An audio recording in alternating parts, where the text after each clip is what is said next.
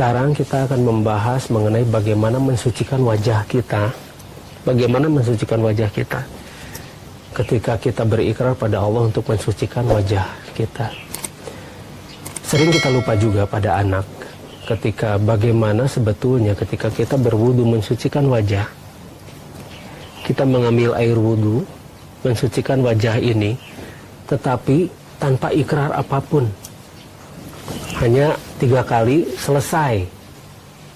Padahal seharusnya kita berikrar pada Allah dan kita berjanji kepada Allah ketika kita mengusap wajah ini. Ya Allah ya Robbi, aku berjanji kepadamu ya Allah untuk mensucikan wajah ini, untuk memberikan seri yang baik wajah ini pada umat. Nah, sering kita bermasam wajah, cemberut. Kemudian wajah kita itu ditekuk-tekuk sedemikian rupa. Apalagi sekali lagi ketika kita melihat sinetron-sinetron ya. Ketika marah itu diperlihatkan, kebencian itu diperlihatkan. Dan muka antagonis dan muka protagonis itu diperlihatkan secara nyata. Padahal kita itu diajarkan untuk membuat wajah kita senyaman mungkin dilihat oleh orang lain. Bukan mengerikan, ya? Bukan. Dan kita membuat wajah kita itu tidak mengundang fitnah. Tidak mengundang fitnah. Maksudnya, iya. Jadi begini, kita sering diam dengan berpikir dan melihat orang lain begitu.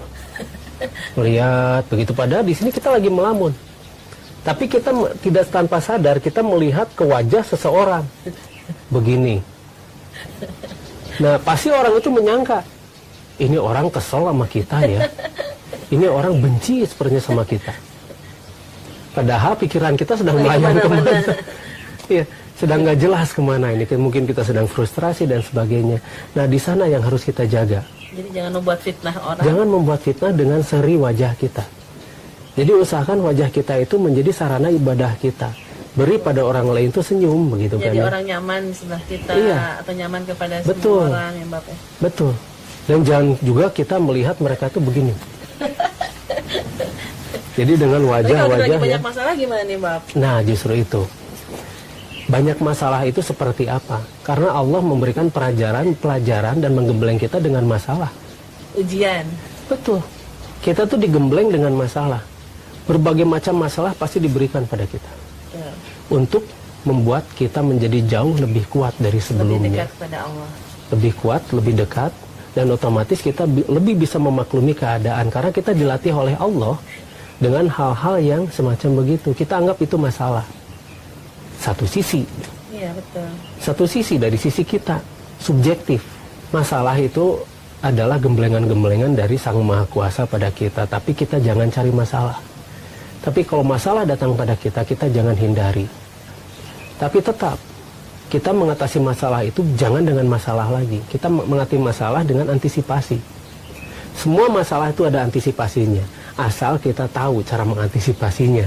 Nah itu dia. Dengan berwudu itu kita mohon gitu Mbak. Jadi begini, wajah kita, meskipun wajah kita itu banyak masalah, jangan benturkan masalah kita pada orang yang tidak bermasalah dengan kita. Misalnya kita, ya, jadi begini. Dilibatkan maksudnya Mbak. Dilibatkan, dibenturkan. Kalau kita masalah jadi dipakai sendiri kan nanti jadi pusing sendiri Mbak. Begini, kita punya masalah. Tetapi apakah orang itu misalnya punya masalah dengan kita dan kita harus marahin dia, merengut wajahnya begitu? Nah seperti itu enggak kan? Itu malah menyakiti hati orang lain. Kita punya masalah, tetapi kenapa kita harus membenturkan masalah kita itu dengan orang lain? Berarti kita harus tahu persis bagaimana mengendalikan diri kita melalui seri wajah kita. Kita mampu mengendalikan emosi kita, mengendalikan kebencian dan sebagainya, karena memang tidak diajarkan bagaimana membenci di Islam itu. Tidak diajarkan bagaimana marah-marah dan sebagainya. Wasta'inu bisobri wasolah. Jadi karena sabar dan sholat sebagai penolong. Nah, itu